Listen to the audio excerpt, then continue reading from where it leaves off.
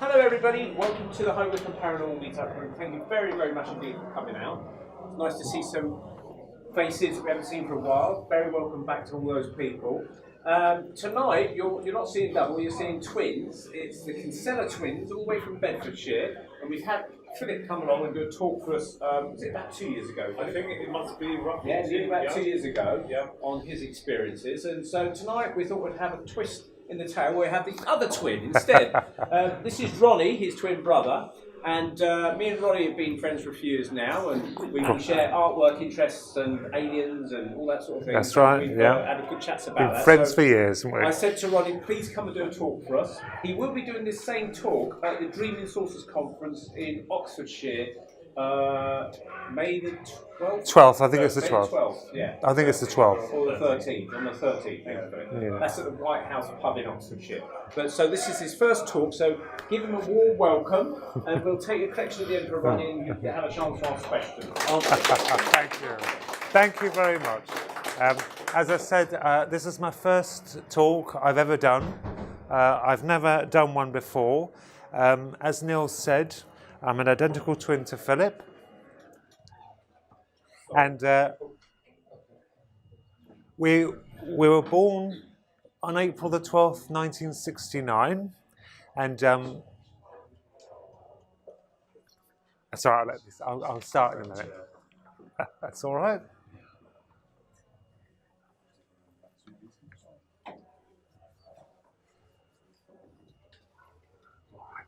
Yes, so I'm an identical twin, and in that time, twins were special, or so we thought. We had a moderate upbringing where we were treated very well by the family and friends. We were very special to our grandmother, our maternal grandmother, who absolutely adored me and Philip.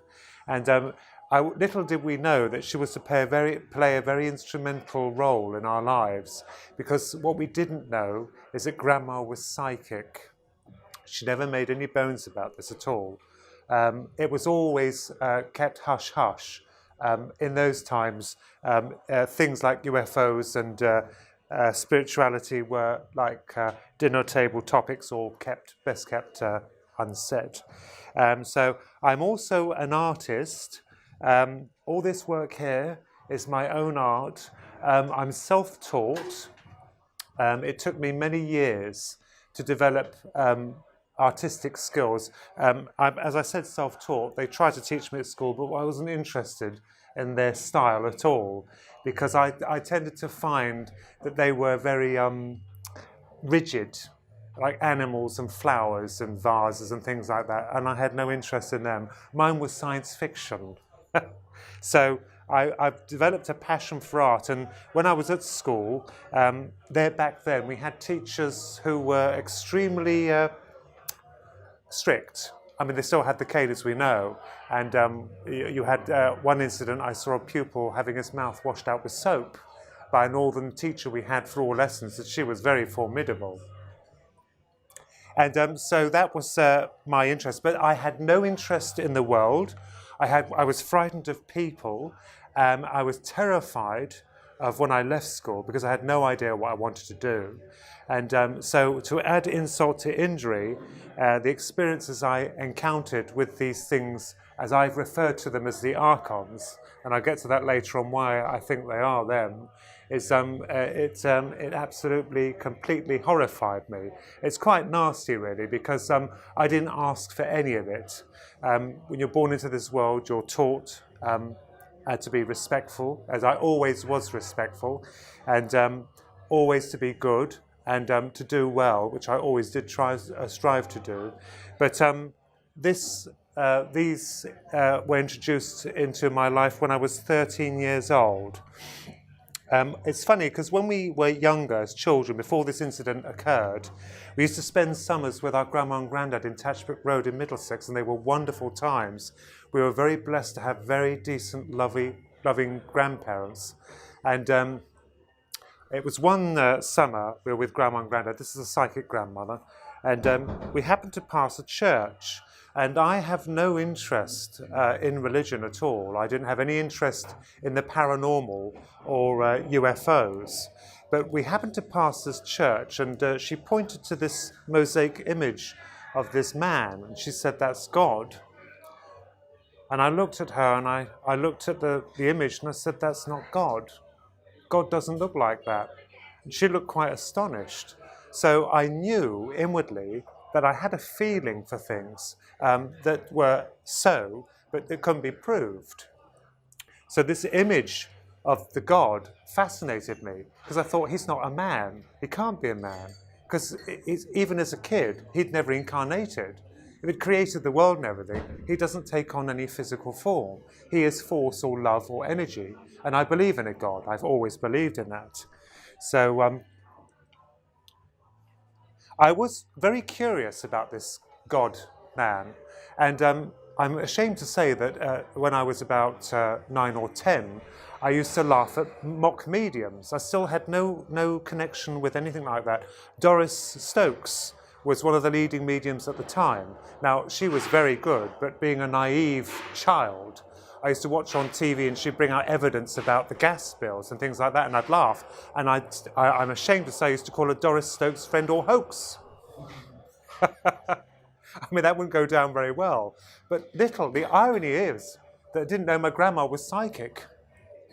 So we used to stay with Grandma and Grandad for summer holidays in Tatchbrook Road in Middlesex. And this is when it all began, this UFO phenomenon. It was one day in summer. We were in her garden. Philip and I were standing with her, and we absolutely adored our grandma. She was tiny. She was about that small, like a little Italian lady. And she was out pegging out the washing, and all of a sudden, this orb, this silver orb, whipped up from the back of the garden and hung over her head. Now, this was absolutely shocking. At first, we thought it was a balloon. As you would think anything, your mind automatically suggests that it is something normal or it's just an anomaly. But this was the size of a football, I would say, perhaps just a little bit smaller than a football. And it hung in the air high above her head, probably about up to there. And we just gawked at it. It wasn't a balloon. We had a damn good look at this thing. It didn't have a cord. It didn't have any type of seams. It was just like a heavy titanium sphere, and it just sat above her head. Now, we pointed up at it, and Grandma turned, and she said a very peculiar thing. She said, "Oh, look, the fairies have come to take a look." Well, I knew, and Philip knew, it wasn't the fairies. This thing was technology, and I had the distinct impression it was an electronic eye. I knew that was a probe. And it's funny, look, thinking about that, it goes back to the Foo Fighters during the Second World War, where they followed the aircrafts. Now, they were luminous because of their speed, I suppose. The transient speed, they were moving very fast, so they'd create some kind of field around them. This wasn't moving then, it was just hung, and it was suspended. It wasn't wobbling, it wasn't, it was just static. And I had a very unnerving feeling about it. It was quite odd. And then what it did was, it started to move away from Grandma, and it went to their house, and it stopped at the house, because they had a 3-story building, and it started going up. And what I realized a bit later on, it was actually looking through the windows. It was going up, it was passing the windows, moving up, so it was having a good look. We raced into the house and went into Grandma and Grandad's room, and we saw it going across the roof, and then it continued on down the road and disappeared, and nothing more was said about it. It was very bizarre. It's funny, when you're in the presence of these things, it's like, I don't know who came up with the suggestion of it, I don't know if it's Jenny Randall's, the Oz factor. There's a sense of unrealism about you. The world just seems to be a little bit different, and it was watching us. It must have been there for about perhaps 4 or 5 minutes, watching. And I knew that was an electronic eye. Now, in this time, in the early 80s, you couldn't talk about this to anyone. You couldn't tell your friends. Your teachers, my God, you couldn't even explain to them what you'd seen, because they would laugh or think you're mad, or they would pass it off as a balloon or an atmospheric distortion. They would come up with everything plausible. other than actually what it was. And, you know, it is not, and oh, that's another thing I wanted to say. It wasn't built by any, I can say, military elite or they call them superpowers. I don't think they had the technology at the time to invent anti-gravity mechanisms that could just hover and watch. And why would they be looking at a grandmother with 2 children? Why on earth would they do that? They just wouldn't do it. It wouldn't interest them at all. So I knew this was otherworldly. Now, after that incident, the worst of it was to happen to me. Because when I was 13, I saw them. But they weren't the Greys. They were what I call the Doctors. And I'll get to that point in just a minute. I just want to show you some of my art, which I do. This is my book that I had published in 2012 by Capel Ban. I felt so strongly about these peculiar events that occurred to me and probably many other people that weren't talking about it at the time, that I was pushed to write this book, and I documented the account of the orb and everything I have seen in this book. I felt so passionate about it. This came about in 2012 after I saw a triangular ship. It's the only time I saw one, and that did it for me. That was it. I'll get to that later on. But I decided to publish a book, and it came out in 2012, and that documents, I think it's still available. That documents nearly all my paranormal activities. There's to give you just a little bit of history about me.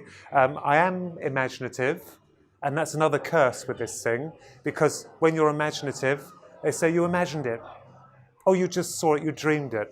But that's insulting, because although the most imaginative person on this planet could not project their images out into the open physically, that's what they're suggesting. Or sleep paralysis or things like that. We've been through all that. We know what they're saying. No, it's not that. This dog here, I'll just explain a little bit about him. I was always interested in robots, inanimate things, bringing them to life. I even tried to build one, but I blew up the computer. And this is an absolute fact. I blew it up using circuits and things, following a diagram. But he is Magnus the Micromutt. Philip and I created him in 1993. And we produced him in a series of books, which for children. So he's a lovable dog character. I know robot dogs aren't uncommon, but I think he's quite distinct in his own way. This is a demonstration of my artwork of a lizard I did, working to improve my skills. I didn't realize that this would come in very handy with my research into these things, or the subject for the books. I had no idea at the time when I was younger that the art would complement, or hopefully complement, the writing, which it has done quite nicely. There's an image I've done of a dinosaur. Now, a friend of mine told me, because I use something called ZBrush. Basically, it's 3D art. It's like digital clay. It's plasticine, basically. You can pull it and stretch it. They said I cheated because I used a computer. I cheat at nothing. I've never cheated a thing. It took me 2 years to grasp the technique of actually bending and manipulating the clay to produce these monsters. And I'm very proud to say that I managed to pull it off. But I'm like a dog with a bone. I won't let it go. If I'm developing interest in something, I won't let it go. Ronnie, I think you have to talk a little bit louder. No, you talk a bit louder. They've got a wake next door.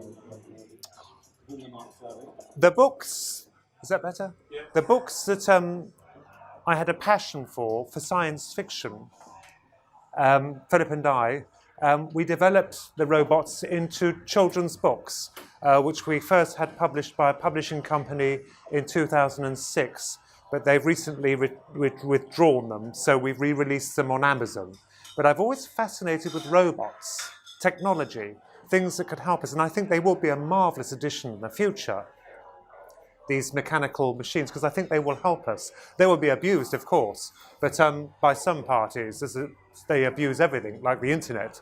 But I think they will be wonderful. But this is just an example to give you a taste of who I am.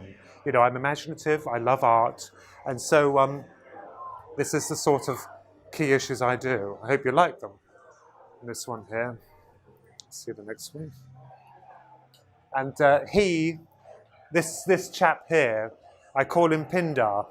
He's a creature that's featuring in a book I'm working on at present called the Archons. So I'm actually writing a book about them.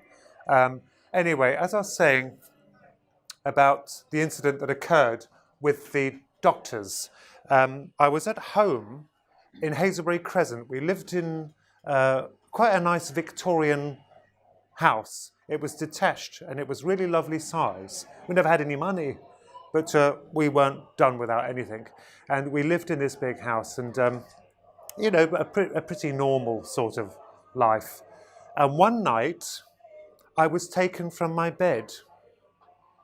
And it was the most horrific experience I'd ever had in my entire life. And even today, when I suggest to people, they say sleep paralysis, dreams. I am totally insulted beyond all measure that these people cannot grasp the fact, and they probably know, some of them, that there is a force on this world acting today that is taking people at night and performing experiments or operations on them. Now, I must categorically state, I am not an abductee. This only happened once to me. As far as I know, it was only once. They weren't the Greys. I've never seen a Grey in my life. What happened, I'll explain. I was in bed to sleep and I was woken by, I don't know, a strange feeling. And I was taken through the house. It was the dead of night, from the bedroom, which was quite spacious, taken up through the roof, and it was dark outside. And I remembered seeing this dark shape. I couldn't really determine what it was, but it was hanging in the sky, this dark shape. It was very dark. And the next thing I remembered is I'd woken up. I was in this wheelchair. And it looked to me like a hospital, but it was a much more advanced hospital. It wasn't messy, it was extremely clinical. And I had the distinct impression of someone being behind me. Now, I knew this chap was the one in charge. He was in charge. I never saw him. I saw his hand. I never saw him. But I could see them in the front before an operating table. That's what did it for me. I was in this wheelchair. I couldn't move. It wasn't like a wheelchair we think of. It was quite a modern-looking thing. And I couldn't move. I was paralyzed. And I looked at the wheelchair. I looked at the operating table. And I looked at the doctors. They were all masked from head to toe. They were completely masked. Their faces were concealed. Their hands were concealed. They weren't going to show themselves. They were not going to show themselves at all. And I knew immediately they were not people. I knew they weren't human. I don't know what they were, and I thought that's very strange afterwards, because they just wouldn't show their true appearance. Now, the only thing that was on my mind was this operating table, because I knew they were going to do an operation. I was horrified. And I heard him speak. He spoke to me. And he said, we're going to perform an operation on you, Ronald. Now, this is incredible because he knew my name. I didn't know who he was, but he called me by that name. That shook me when he said my name, Ronald. It shook me. I was horrified. And I knew it was to do with the head. They were going to do something to the head. And I remembered saying to him, please, I beg of you. I remembered, I implore of you. I was crying. I don't want the operation. Please, just take me back. No, he said, it is for your own good. They were going to do what they were going to do. They nothing on, no power on earth could stop them. And I remembered, I became quite upset, and he took my hand, and he produced, I could see this gloved hand. He produced this nodule, this rod with a nodule on the end, and he pushed it there. I was out. Well, I awoke, drifting down from this black object. I remembered drifting down. Now, this was horrendous, because as I was dropping, my whole body was electric. It was like a pulse, a pulse, a pulse. And I could feel my hair standing on end. And I was, they were very kind, because they dropped me back safely. And as I came through the roof and landed on the bed, I will never forget it. I felt the bump. And that is horrible, horrendous, because you know it's physical. I was awake all the time, not during the operation, but I was just a little bump, and I felt cold. I felt naked. I felt completely shattered. But the worst of it was yet to come. And this thing that happened, the next thing, confounded me for years. And I think I have come up with a theory as to why they showed it. They projected on the ceiling the most horrendous Cheshire cat I have ever seen in my life. It makes Lewis Carroll's Cheshire cat look like a pussycat. This thing was a nightmare. It was the worst thing I'd ever known. I can't even draw it. I couldn't recreate it. It was horrifying. It was grinning. It was looking at me. He wavered and appeared massive on the ceiling just looking at me. And he was grinning. And then it went. Now, after this incident, I was left completely confused. I never told my friends. I think I only told Philip, my brother. And I told my mother, my father, God forbid I wouldn't mention it at all to him. And I left it at that. It seemed to mercifully dwindle, but it was never forgotten. In fact, I think of that incident, I have thought about it every single week. Once a week it's there, ever since that incident. I was 13, I'm nearly 50, I'm 50 next year. So that incident has never left me. Now, I wondered about the cat. Why on earth did they show me the cat? And I kept thinking, is it possible, is it quite possible that what they were doing, because I had, even then, I'm confused by it, because why would I awaken? Why would they want me to see them dressed like that? If they can knock you out, why don't they just keep me knocked out and do it all and that's it, all job done? It didn't happen that way. Did I startle them by waking up on board that thing? Was the cat, because I had disturbed them, was the cat used, projected, as a form of, what's the word? To confuse me, to make out that, oh, you've seen Alice in Wonderland, you're going to see the Cheshire Cat. When you tell the psychologist, he's going to say, you've seen Lewis Carroll's Alice in Wonderland. You've invented it. Very clever. They were very, very smart. What they did, that is exactly what I hit on with this godforsaken, horrific Cheshire Cat, and it actually happened. It still shocks me to think, when I saw that, how it would torture me for the rest of my life. It's doing it now, thinking about it. But I've never seen the doctors again. Never seen them. Never seen them again. But I have seen the UFOs, and I have seen plenty. So, right. Hello, how are you? What accent did they speak to you in, the doctors? Plain English, very polite. The leader, I'll call him the leader, he always in charge. It's not the rhino, right? No, this is an example of my work as I'm going on. The leader, I'll call him that because he was in charge. He was ever so nice. He spoke fluent English, very, very, I wouldn't say upper class. I would say very strong, a strong male voice, very authoritative. And I did trust him to the point when he said, we're not going to harm you. We will not harm you. It is for your own good. I trusted him, but it was at operating table. I knew anyone, especially with that, I knew it was to do with the head. They were going to do something. Did you ever find out what that was about? No, I had, it's interesting you should say that. That's just jogged a memory because I don't know whether it's connected, but shortly after that, I had a fit in class. I've never had fits before. Philip was there. And what happened was, I think it was geography. I was sitting beside a pupil and I had these massive pains in my head. I've never had them before.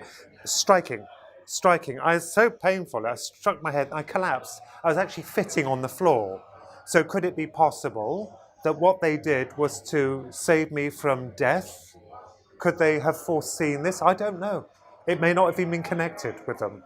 But no, that's interesting to say that. No, I don't know. I don't know what but it was definitely, I knew what they were going to do with the head. Right. That's our radio show, by the way. Right. Philip and I were bullied at school. And this, it's like it all piles on you. You've got so much negativity, you know, trying to wonder what you're going to do in life. I knew I liked science fiction, and I had a grandma who was psychic. You couldn't talk about it. I had these encounters you couldn't talk about because people think you're damn crazy. They would now. And you'd be and there I was poo-pooing mediums, until one brought my grandma through. Now, prior to this, my grandmother dying, we had visited Rendlesham Forest. I just developed an interest in these UFOs because I'd seen them. And Rendlesham Forest, we were intrigued by this. And we saw a number of UFOs, didn't we, there? You more so than me, Philip did. But there was an incident before I carry on that was quite disturbing. And I've never gone back since. And what it was, we've always been watched, even by these things or whatever they are, or by people I don't know. But we've always been watched. They've followed us. As children, my mother has admitted to us that when we lived in a cottage out in the sticks and we were put to bed, there were people running around upstairs. We don't know what they were. But she confirms this, and she is, like us, black and white.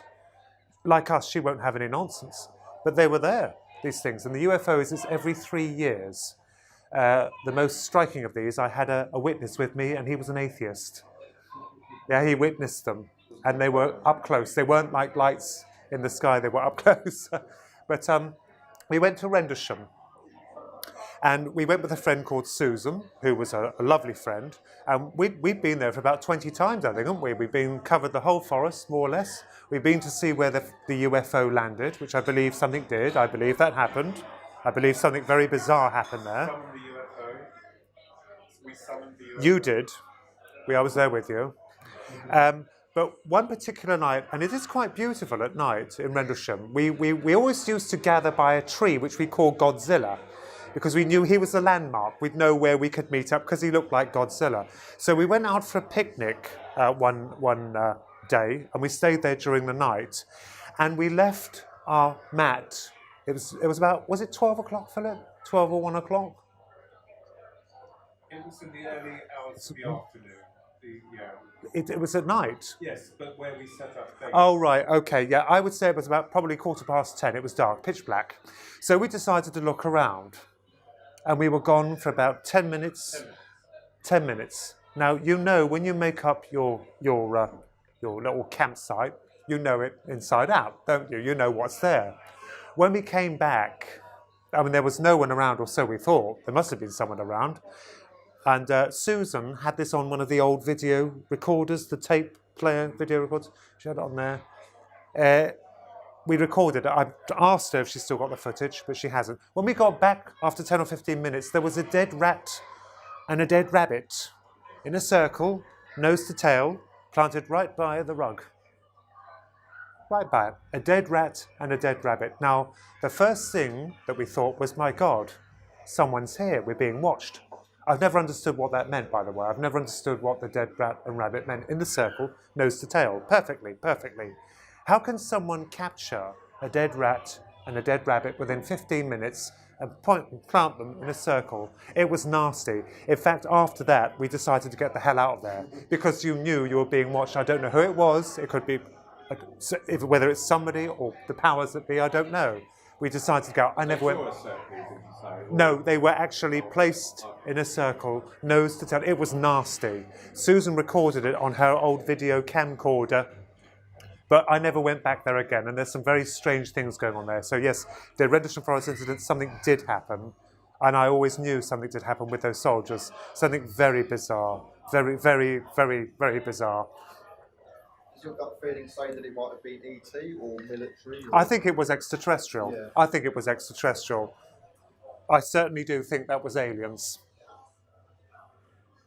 This is a friendly chap here. I've a robot. My interest in robots. I don't know why, but I have a fascination for them. This is Ramshack, by the way. His name's Ramshack. A series of books called The Rock Bottom Twins, where they build this robot to earn them plenty of money, and he turns the tables on them.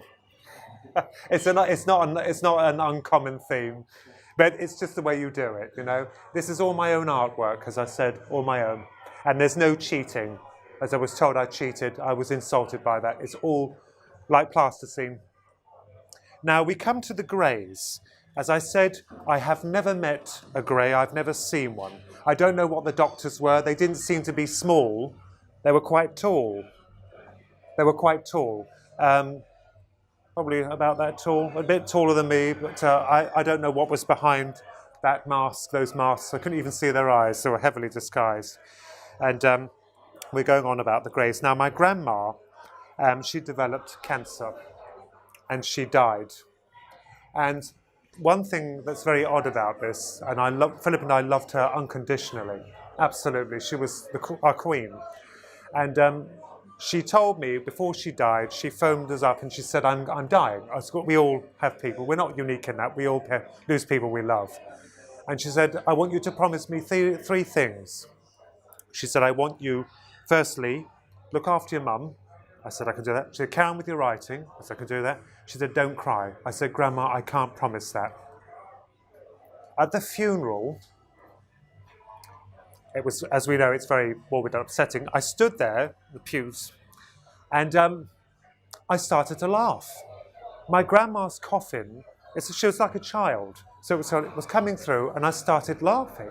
I couldn't believe it. It's a good job I had a handkerchief, because I could mimic the fact of actually looking quite upset when I'm actually laughing, because all I kept seeing was popping out and saying, oh, bugger this, put the kettle on, Jim. That's my granddad. And I was so horrified by this. Who would cry, who would laugh at their grandmother's funeral? But I realised afterwards that she fulfilled her wish, her final wish, that she made me promise that I wouldn't cry, and I didn't shed one tear when she went. Now, after her death, I went to see a medium. And even then I was sceptical, because I'm hard-hearted. I went to see a medium, and her name was Pearl. And Philip went to see her first. And the interesting thing about Pearl is that when he came back and Grandma came through, I was intrigued. I envisioned this gypsy woman with the tarot cards and, it's across my palm with silver and all that. But I could smell youth dew on Philip. Now, this explained to me... I can assure you that's not my main favourite. A grandma always was swamped in youth dew. I could smell it on him. It's distinct. The perfume is very distinct. I could smell it on him.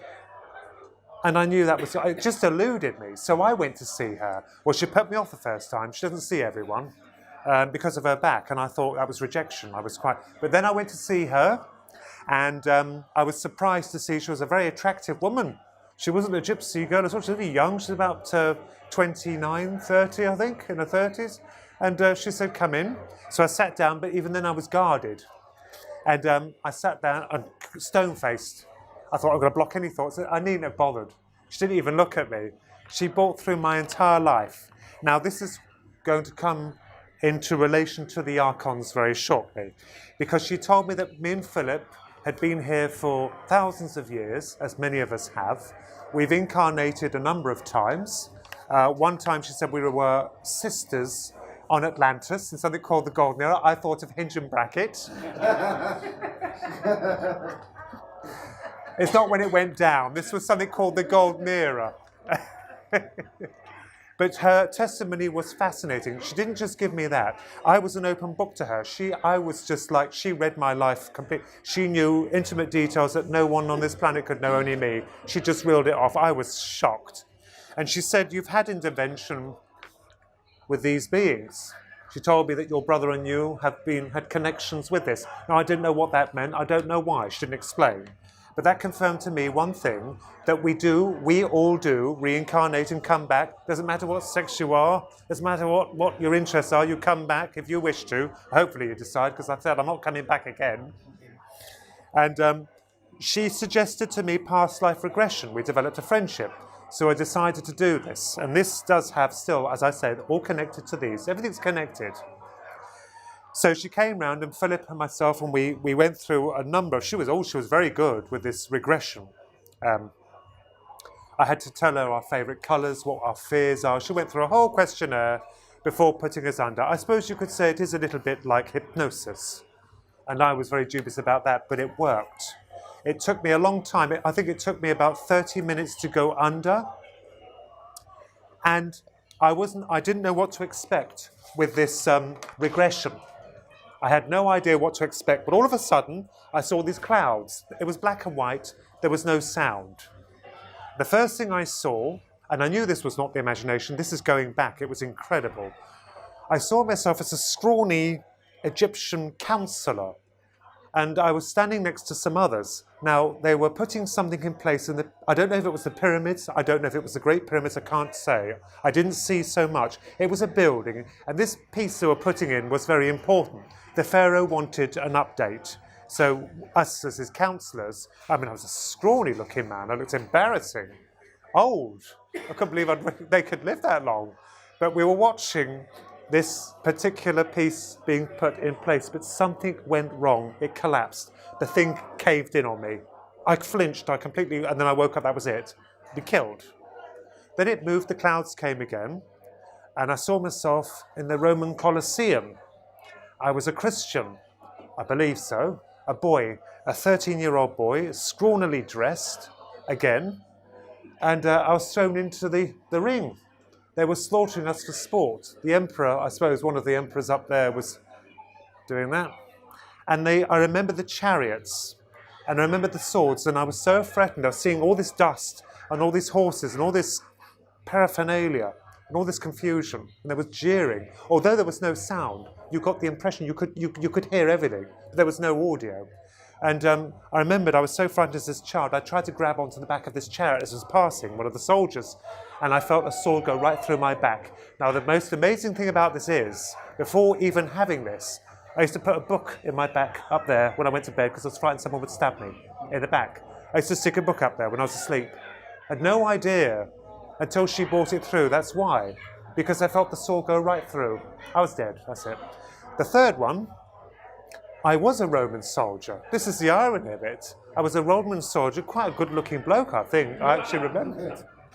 About 28, as captain, I think I was, whatever they call them. And I was in charge of a small selection of men. We were at war with these gruff-looking blokes, and we were the enemy. I'm sorry, the Romans were. They were terrible. You know, you look at it now, we were terrible, but we were following orders. But we were at war with these gruff-looking men, and they pinned me down. These men managed to overpower me in my battalion, or whatever you call it. And they got this weapon, smacked it right in there, died instantly. Oh yeah, I saw it, it was all graphic, right there, died instantly. So that, I mean, it was hard to try and write this in my book, you know, without thinking what would people think to that, but I'll just say it black and white, that's how I died, they killed me. And the last one was extraordinary. The last one involved these.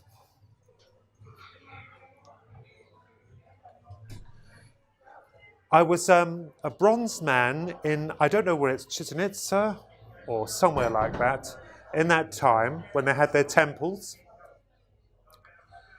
And I was standing next to a woman. I had jet black hair, very nicely bronzed, very tanned, lovely, dark skin, lovely. And my sister, who's dark skinned, was beside me. I knew that was Philip. I knew straight away the woman was Philip. And we were up, elevated above some kind of temple or something, because it was all jungle. I could see all trees everywhere, all these trees. But what caught the corner of my eye, and this sounds incredible, was this ship coming into land, and it looked like a spider, a metal, chunky spider. It was in the distance, it was coming down. I knew then, I looked at my wrist, and I was wearing a golden disc. I've documented this all in my book. I was wearing a golden disc, and I knew this golden disc was connected to the gods. You could see their faces and hear them talk on these golden discs. We were privileged to have them.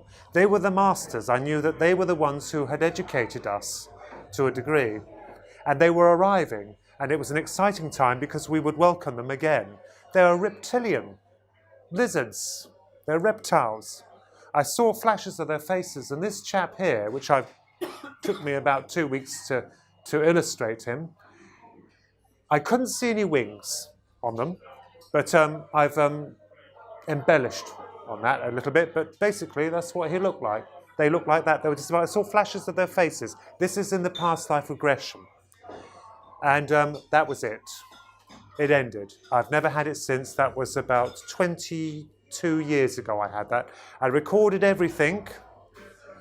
I drew everything I saw, and little did I know that it was to play a role later on So that is when I went to see the medium. And after that, I had this chap come and stay with us. My uncle's father, who was an atheist. He's a lovely chap, but he doesn't believe in UFOs and he doesn't believe in anything of religious proportion. I mean, I believe in a God. There has to be some force, some love out there that created all this. I don't believe it was accident. I think it was rubbish. Tom Senior, I've actually documented the date of when I saw these things. It was summertime. I think it was July, probably about 8-9 years ago now. And we were sitting in the garden. Everyone else had gone out to a party. I didn't want to go because I wanted to stay with the old boy. He's 88 or 89. So I made him tea. And I loved the old boy. It was lovely. You know, he was quite to be admired because he was a survivor of the Japanese war camp. So I could understand, to a degree, his trepidations about morals and God. But we were sitting in the garden, and all of a sudden, it was dark, a modicum of cloud, a moderate degree of cloud. All of a sudden, he and I just looked up, and we saw these two gigantic balls of light, the size of the moon, whip forward. It was so astonishing, it was like Close Encounters. It was like Steven Spielberg effects. They were fiery. And then another two appeared. And then another two. And then a single one, centerfold, following them. You could have measured them perfectly. So two, two, two, and then one. They just whipped overhead. They were so low. If there was any heat, you would have felt it. I didn't feel any heat. And they went in a westerly direction right over our heads. Now, the interesting thing about this was, and they were gigantic, I could hear dogs everywhere barking. They started barking. Animals were barking everywhere. Well, he got up, and I got up. And these, I'm sorry, they're not ball lightning. It's not an optical illusion. It's not Venus, as they commonly use. These were unearthly crafts. No military faction on this planet could have developed things like that. They'd opened up a dimension, slipped through, and they were heading to west. I couldn't believe it. I just couldn't believe it. I was so shaken by that. He came in with me and he sat down, and I would never laugh at him. But his views completely changed. He said, "Can you please tell me what I just saw?" I said, "No, I want to ask you what you just saw." He said, "Well, I can tell you one thing. I've seen some things in my time." He said, "But I've never seen anything like that. They are not of our world." And that confirmed it for me. And I have a police officer friend, who a few days later, I happened to mention this, and she was out with one of her colleagues in the early hours of the morning patrolling Bedford, and she told me that they looked like dominoes to her, but they would do, apart from a single one. There's 7 of them, 2, 2, 2, and 1. Over Bedford, just hanging static in the sky, like that. Static. They weren't stars. I said, by God, that's what we saw. But they were moving. These were static. So something very odd is occurring, and this follows on to another incident that happened to me, and which I think I needed for a slap in the face, because I was always doubtful of the triangular ships.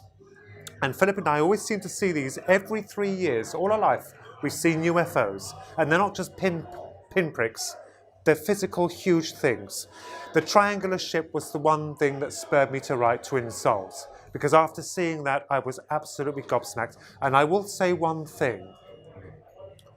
Upon observing that, and it was massive, and it was in daylight, by the way, it was pure daylight. After seeing that, I knew that they keep saying that the military had developed them. Yes, I don't doubt that they may have some kind of technology to produce certain ships or vehicles. Perhaps they've developed anti-gravity mechanism, is quite possible. But building something on this scale, I don't think so, no. And it didn't even look earthly, looking at it. It was in August, about 4 years ago. August, I know it was August. I didn't even bother putting the date down because we see them so often now. I know it sounds arrogant. I didn't even bother. Who's going to believe me? But I thought, I've got to tell people. This ship was seen in August about 7:15 in the evening. It was a bright sky, so blue. The sun was in the west, knocking on its side. It just gracefully passed overhead. And there's the thing that I was curious about was the size. Firstly, it was the size of, I would estimate to be 2 football pitches. It was gigantic. It was massive. The second thing that interested me about this was how thick-set it was. It wasn't like they've drawn in the magazines as I've seen. It was that thick. So it's about that thick. And also, the corners were not sharp. They were beautifully rounded. And I saw this because the sun was knocking on the side of its surface. I could even see the surface of it. It had no lights. There were no lights on it. There were no lights underneath. There were no lights on top. It's possible because it was daylight. The sun was still shining. It was still quite nice day. I didn't see any lights. But what I did see was it was shiny like black tar. And as the sun hit the side of it, as it was moving, the speed of a plane, as it was moving gracefully, no sound, nothing, no jets, no fumes, nothing. It's moving. I could see grooves in the side of it. It's like someone had run grooves, beautiful grooves, along this side. But it looked completely foreign. I just had to look at it. And people say, why didn't you go and get a phone and take a picture? I didn't want to miss it. By the time I got the phone and then you sort it out, it may have gone. But it was gigantic. And that's what did it for me when I saw that. I knew that wasn't from Earth. That's not military based. That's not created by any military complex. And even if it was, I don't know why people would assume that they'd fly super secret aircraft over civilian airspace. They just wouldn't do it. And I've had it with this nonsense of people saying, oh, they're testing your reactions. They're not testing your reactions. They wouldn't do that. There's no point. That would be a waste of time and energy. This was from another world or another dimension.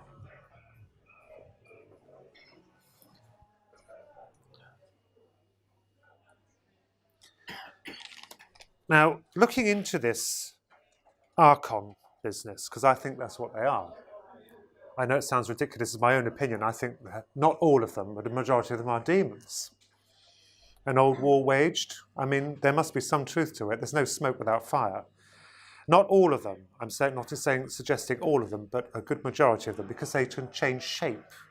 The aliens can change themselves. It's like many documents, I've looked into many abductions of people who I respect, who have had experiences, and I have seen they always say, oh, there's a wise man with the aliens. I don't believe there's any man there. They're projecting it. They're creating something to connect with, to feel perhaps a little comfort before the horror. And this CERN, as they are looking into or dabbling into the supernatural element or the God particle, as we know, they're trying to find out what glue is being used to hold the universe together, how we were created. I don't dispute that. That's wonderful for what they're doing. I think to a degree, we are creatures of curiosity. We are here to learn, and if we can understand a thing, that's fine. But I don't think they're doing that. I think they're doing something quite monstrous. One thing that alarmed me about this, and I think this isn't uncommon, I think other people have noticed it, is 666. In our terms, the mark of the beast. They also, as we know, if we've researched into it, have a statue, the destroyer of worlds, within their shifter, is it? Shifa. The destroyer of worlds. It's mocking. It's a mockery. An utter mockery. Did you see the opening ceremony? Yes, I did. It's satanical. Yeah. Completely satanical. It's a mockery. If we are not careful, they may be preparing the seat or the throne for Lucifer.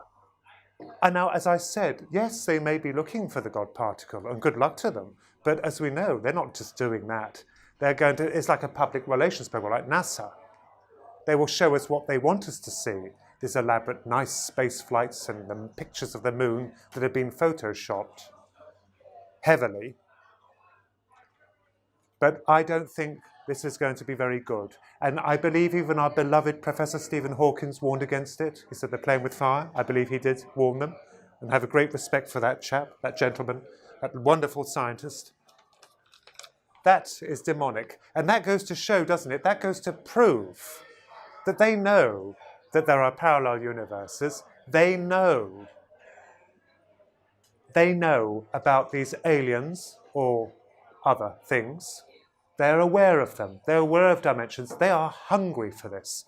It's like the politicians. This is a sad thing which I have so much aversion to politics now, politicians, because they are all, I'm sorry, liars. The powers that be only wish to think of themselves. A particular politician I absolutely hate is Tony Blair, because all he wants is power, and he has sided with the devil. I believe he has, as with other people have sided with Satan.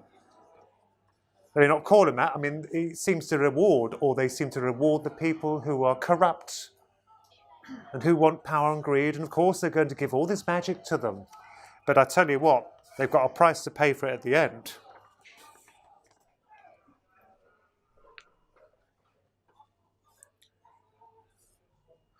It's back to the Greys. I don't believe they're all like that. I don't believe what we're seeing here is what they are. I believe they give us the illusion of being these things, but I think there's something inside, a fire, a force that's keeping them going. And I don't think it takes much of the imagination to wonder what that is. You know, these things can change shapes. They can manipulate their ships. They can alter them into anything, from flying saucers to triangular vessels to all manners of shape. And I think they are the same. And isn't it funny how they seem to change with trends, what's in vogue, whereas before we had fairies, then we have the Nordics, then we have the Greys. And what's next? What's coming? Is it their true image? I don't think so, not yet. And also, I don't believe this notion, what we're being fed, that to some aspect, that they wish to help us. They do not wish to help us. This is the point I want to make. With many of the abductees, even one of the presidents, Eisenhower, he had a meeting, alleged meeting with the Nordics or the Greys. He had a apparent meeting. I don't doubt that happened. I think they lied to him. They're lying. It's like the Rendlesham Forest incident. Didn't they nullify some of the weapons? Is that right? They put them out of action? Yes, they're going to do that. They're saying they're concerned about nuclear warfare. This is where Sherlock Holmes comes in. They're concerned about nuclear warfare, really. They're concerned about the direction we're leading ourselves, really. If they can nullify a number of nuclear weapons, all they need to do, if they're so concerned and want peace, is just continuously nullify them. They don't have to be present. They just quickly whip their ships around, nullify all the weapons, and think, damn, we'll build more, nullify them. No, until we get the message, slap on the hand. They haven't done it. This is a huge deception. They don't give a damn about us. They could have the cure for cancer, all the dear people sick and suffering, all the diseases that plague us. They could change this earth around. They could arrive, like the film, I don't know if you've seen it, with Karenin, Childhood's End. I don't know if you've seen it. I'm a great fan of Arthur C. Clarke. I've read the book 3 times, where they arrive and they stop mankind from what he's doing and just gently put him back on track. They could do it. People saying, oh yes, there will be people who will rebel. There will be the religious sectors who say they're the demons. They haven't, because they don't want it. It was never part of their agenda, or I believe. And all this hippie, happy nonsense we hear about people saying, oh, cosmic love, they just want happiness. They do not want it. It never was part of their program or their agenda. Certainly these. I'm not saying all of them. There might be a number of them out there. I don't know. But certainly these have no interest at heart. And I wouldn't be at all surprised if these are behind the cattle mutilations. Because I've heard so many conflicting issues about that, where they're saying the military are doing it. Why on earth would they do that? What, to convince us that, a test to see that aliens are really doing it, but they're doing it? And it's, as I said again, a complete waste of money, time, rubbish. I looked into the cattle mutilation. I don't know if I'm the first to say this, but like Sherlock Holmes, you look into why. Now, why cattle? What are they looking for? Are they looking for something? Is this why they're cutting them up, these things? Because if you think about it, we eat dairy products, beef, milk, butter. It's enormous on the planet. Are they looking to see how this is produced by the cattle. And if they can introduce an enzyme subtly without being detected, it's just a theory. It's just a theory. Are they thinking of ways of getting to us or at us? They don't want us dead. They don't want us dead. They could easily do it. They could introduce a germ and kill us tomorrow. Clean it all up. They would need us for something, and that's disturbing. Ronnie, what would you say about when you say they could nullify missiles if they wanted to? Could there be something like a non-intervention pact where they can't adversely affect the human race either way? A bit like science. Yeah, I believe that's right. Yes, they could, but they're not going to. I don't believe that's their intention. They're giving the illusion that they care, just to keep the people who've had the experiences to keep publishing it or broadcasting it, saying all that. Then there's no. I don't believe myself they have any intention of doing that. Now, also in relation to these things, who are now greys, I do find that they are quite mischievous. And they have a knack at not only being nasty, but also malevolent. I've never understood also the topic of being abducted for a cloning program or to make a superior race. Now, my argument is quite simple, as we are logical creatures. If we had gone to a primate planet and saw the primates in their Stone Age, we're not Stone Age to them, we're a bit more advanced than that, but it's just a hypothesis. Would you take part of their DNA and mix it with yours to create a super race? It wouldn't work. It wouldn't happen. They just wouldn't do it.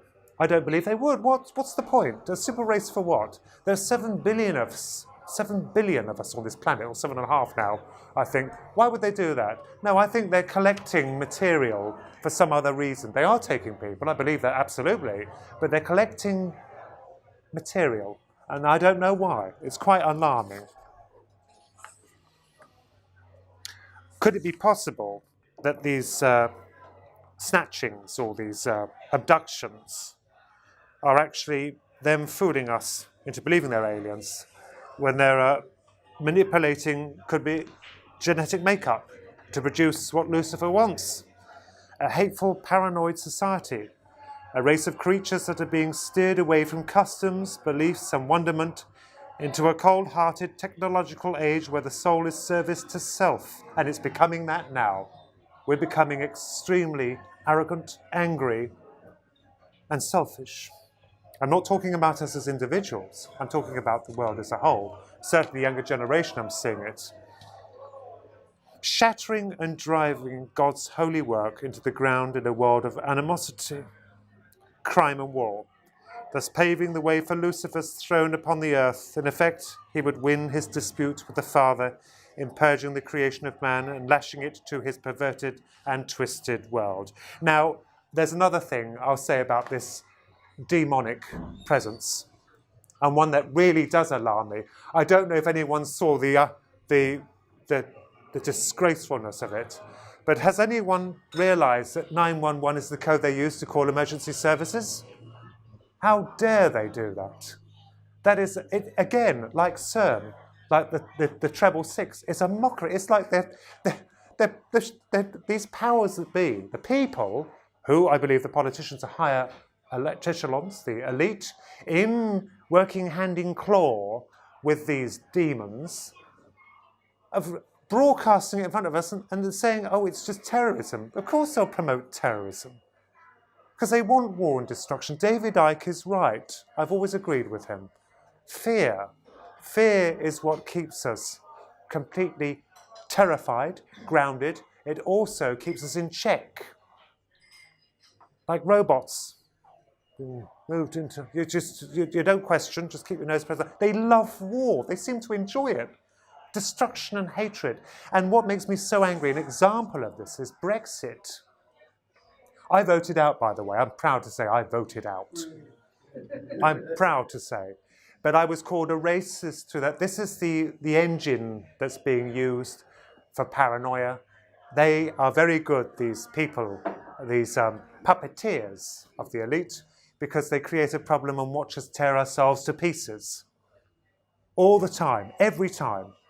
They can't not only stop criticising the gender or preferences, hobbies, they will attack everything within reason. Now, we wake up in the morning, I know, and you think it's another day and it seems normal, but it's not.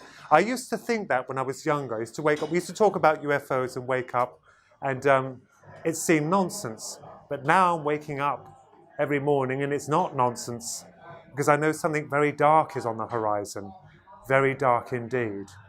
You know, so that concludes my talk. You have yet the last bit about grandmother's visit. Yes, I'm going to come to that after a break. Right. Thank you. Take a break of, because you've got to get away at 10. Yes, about Take a 10. break of maybe 20 minutes, everybody. That's it. Part 2, the last 20 minutes of Ronnie's talk, and then afterwards, if we can have everyone's contribution for his travel and expenses. Oh. Okay? Flying saucer. Okay. Flying saucer. Right, as I said, my grandma was psychic. And what with the probe, I think the probe that we saw, the electronic eye we saw when I was 13, was involved with the doctors. I believe after that the doctors did something. I don't know what they did to my head. They did something. Whether it's good or bad, I don't know. I don't think it's for the bad. It could be, I hear people have trackers put in. I don't know. But every 3 years we see UFOs. So we're not following them, they're following us. And we've moved around a bit. We lived in South Africa. We were supposed to be, we moved there permanently. An incident occurred where we came back to England. If it hadn't, we'd still be living there. Vanderbilt Park in South Africa. They've always followed us every 2 or 3 years. But when my grandma died, something extremely profound happened. And this, although it was in the form of a dream, I knew it wasn't, because I've never had it again and I've never seen her again. She got the message across to me, and my grandma was extremely efficient in ways of the paranormal. That firstly, when I had evidence that she had survived the cancer which ravished her, she wanted to give me a final message, and it was in the form of a warning. Now, what happened was, after she died, about 3 days later, I found myself, and I think I had visited heaven, or was a temporary residence in that dimension. I was allowed there. I felt I was allowed to see Grandma. I'll explain what heaven looked like to me. It was a wooded area, beautiful. It wasn't overly beautiful. It looked like a wood. And there was a dirt lane going up to this huge bungalow. And I knew this bungalow was a hospital, a very pleasant-looking hospital.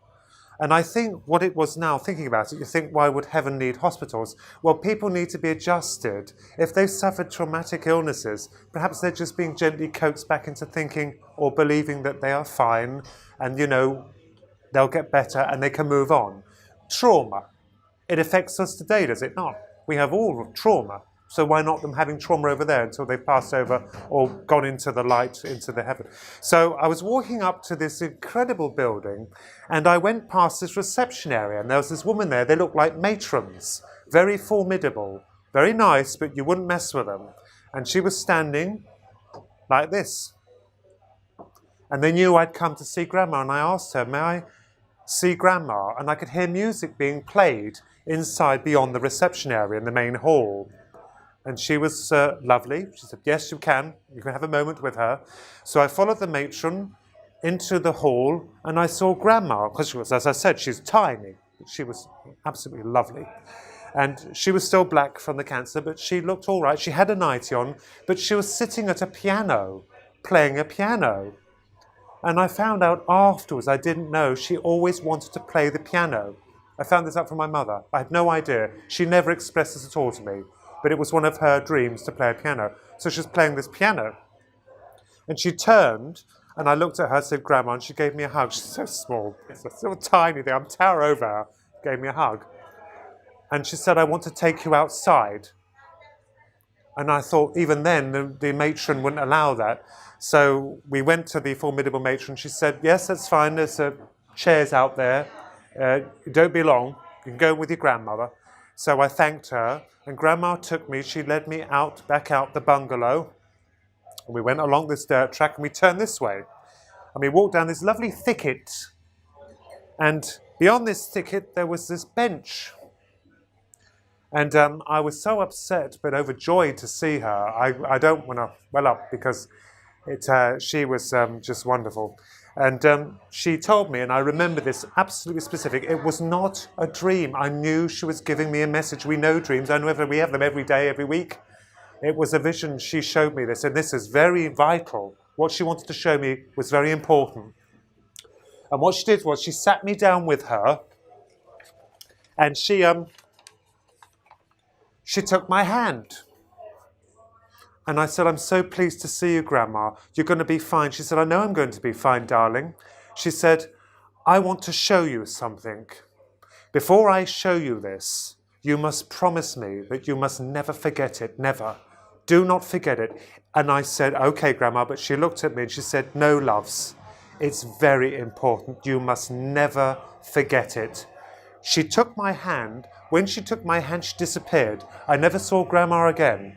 What I saw was evidently the vision she wanted me to witness. I was in the backyard with Philip in our house. It was dark. And the kitchen lights were on through the conservatory. They were all on. And all of a sudden, I heard this great commotion. And I turned up to look. And yes, this is where the triangular ships come in. I saw thousands and thousands of these black triangular ships arriving. They looked menacing. There was a sound in the air. It was horrific. I don't know if it was their engines. I don't think there's any sound associated with them, but it was probably thousands of them moving with purpose. I was so horrified in this vision, I got down on my knees, and this is interesting. Philip and I got down on our knees. I felt exposed. The first thing I wanted to do was turn the lights off. We felt prone to them. There were thousands of them arriving. It had begun. Whatever Grandma wanted to show me, it had begun. And I managed to turn the kitchen lights off, and we crawled into the lounge while the telly was on. And I flipped to the news channel, and there was a woman dressed in a yellow blouse, although I'm colourblind. I can see certain many colours, it's just the shades. She's wearing a yellow blouse, and there's tanks behind her. Whatever was transpiring had only just occurred, because I thought there'd be something on the news of this invasion, and it was an invasion. And I knew in this vision they weren't the Greys. I categorically knew it's this chap here. This was the beginning of what she wanted to show me. And that is where it ended. I never saw Grandma again. It was so profound after her death. It's not where doctors would say, well, it's your wishing to see your grandma, or it's, psychologically you're unbalanced. No, I'm not imbalanced. It's not a wishful thought. It was coherent. She wanted to give me this, and I found it afterwards. This was 20 odd years ago, a warning. She wants to arm me with this, and I trust her. I trusted her with my life. This was a warning of what may be to come, and I think it will come. It was horrifying. These things were menacing, and it had begun. I pray to dear God it doesn't happen, because that was the final warning she gave me. And as I said, I've never heard from her from a medium again. I've never seen her, and bearing in mind that was 20 odd years ago, she'd done her job. She's gone. I've never heard from her again. So that was what she showed me. And I know, as people will say on the internet about these images, that they're very fanciful. And, do you have any proof? As I said before, not even the greatest expert on this planet, unless they're associated with the military, can give you any proof. They call themselves professionals or experts. They're not. They are experts at researching. That's good. They're experts at theories or hypothesizing on a subject, but none of them, not one, is an expert, not even I. We can only form a picture through this jumbled jigsaw puzzle that is all over the place. And I think with many of us, many of our kind, when we start putting the pieces together, we may form a coherent picture of what we're dealing with. Now, as we can see, or through the testimony that I've read out or given to you, it's the fact that these things can change themselves at will. So anything they wish. Even their ships. We've heard of it. Could it be possible that they are actually nothing more or less than servants of Lucifer. He who has a vendetta apparently against God. I think he tried to overthrow him, but was punished and banished and made a mockery of for his injustice. So, ladies and gentlemen, that concludes my talk on the Archons, and I wish to thank you very much for your time, and thank you so much for attending. Thank you. It's also helped me, because it's my very first talk, it helped me to brush up for my event for Ben Emmeline Jones, and I've got a few things to get correct, but thank you very much. Thank you. And thank you very much as well. It's nice to see you as well, Auntie. Any questions? Thank you. Yes, any questions? Yeah. Well, I need to do. My plan Yeah, any questions? Yes. When do you think the glimpses into the future or what your Yeah. government will show, do you think they're necessarily set, or do you think there may be different timelines, if you like to? A very good question. It might be. You see, the future. If you had a time machine, I've actually hypothesized. If we had built a time machine and we wanted to gain the lottery numbers, it's rather like throwing a pebble into a pond, and boom, it creates ripples. That's fine. Try to do that again. You won't. I believe time travel is possible, but you can never get the same point because of the that's how accurate it would have to be. Throwing a pebble. So you can land in exactly that same spot. I believe they've done it. I believe they can time travel. But I don't believe they're getting the results they want. So you'll get the lottery results. You come back, they won't work. You try and go back again. And you stepped off a mark. It won't work. Oh, they can go forward. But what you evidently come across will be different every time. That's my hypothesis. In order to actually make that work, they're going to have they need some very clever people. But yes, an interesting point, it may not happen. So, and the smallest element can shift, as you know, the whole direction. You know, it's rather like they say to you, you're going to go and win £1 million tomorrow. You could just go walk out in the middle of the road and get knocked over. Or you could decide... Because you could be glimpsing a timeline, and the very fact that you've had some sort of idea of that timeline might put you in another timeline. That's right. Is it possible that what she's shown me will deter that from happening? Yeah. It's not a cheap cop-out, and it's very interesting. You see, I'm always open to all opinions and theories, because I don't know. But that's very interesting, yes. Thank you. Very interesting, yes.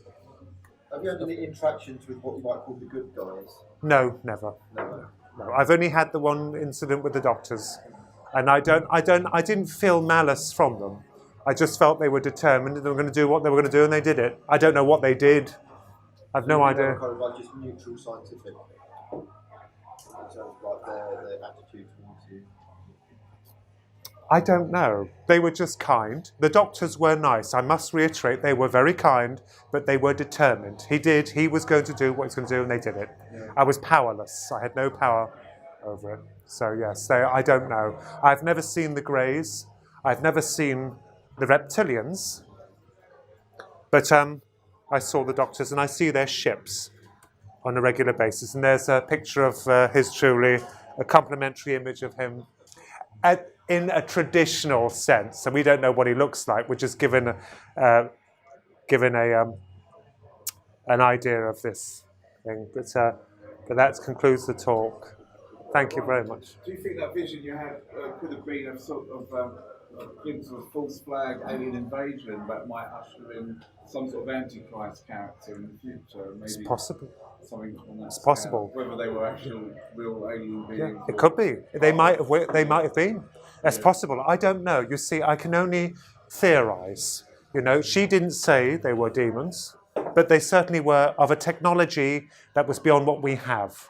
It was an invasion. It could be aliens. They talk about that Project Bluebeam beam and yes. You know the deception technology, but possibly even back engineered.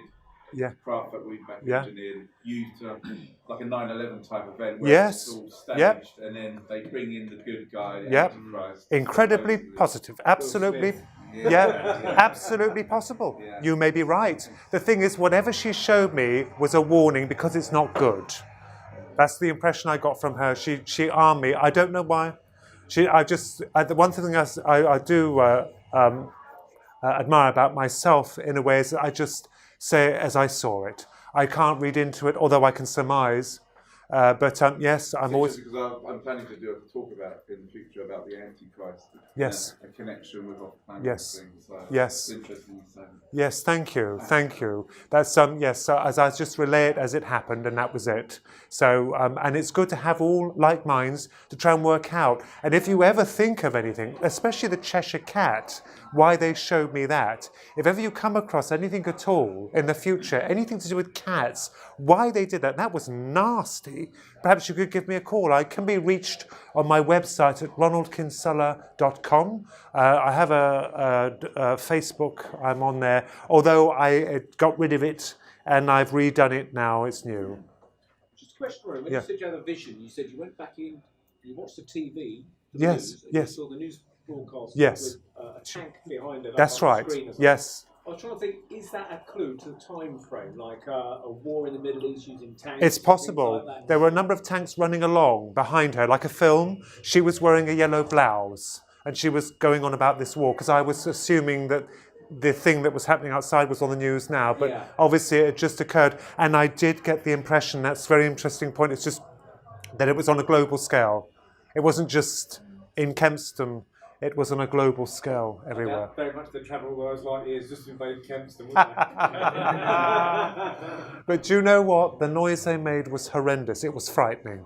Very, very frightening, as they say. I had a similar kind of lucid dream actually, because I started like my psychic stuff all love and light, all fluffy, spiritualist church. Yes, I think most of us do. Yeah, it was all angels and clouds and nan in spirit, all that kind of thing. Then I had this dream. Similar to yours but slightly different, that there was I was kind of like in bed, it was night time, there were craft all over everyone's houses in the neighbourhood, and they were sending down these white beams, and it felt like the soul or each person was being scanned, and I kind of like had this image of kind of like a TV screen and the news, but it wasn't a presenter, it was like a map. It was a map, and it was almost like white dots where these beings had been. We're covering. Yeah, it's That's almost right. like we're now aware of the UFOs, and here's where they're at. And I remember saying to myself, "Oh, thank God! At last we know that it's real. At last mankind knows there is something else out there." Yeah. And then I woke up and I thought, "Oh, we don't know it's real. Back in the real world." Yeah. I mean, this might be something that other people are having as well. Yeah. Actually, sharing something that's universal, that most of us, we don't say anything until we actually speak out. That's why I love everyone's opinions. Everyone's opinions matter, in it. As I said, I don't have the answers to it. I don't know whether it could be them or not. Who could tell? But it certainly doesn't look very good, the picture at the moment, especially what they're painting at the moment, the politicians. But thank you very much. Thank you.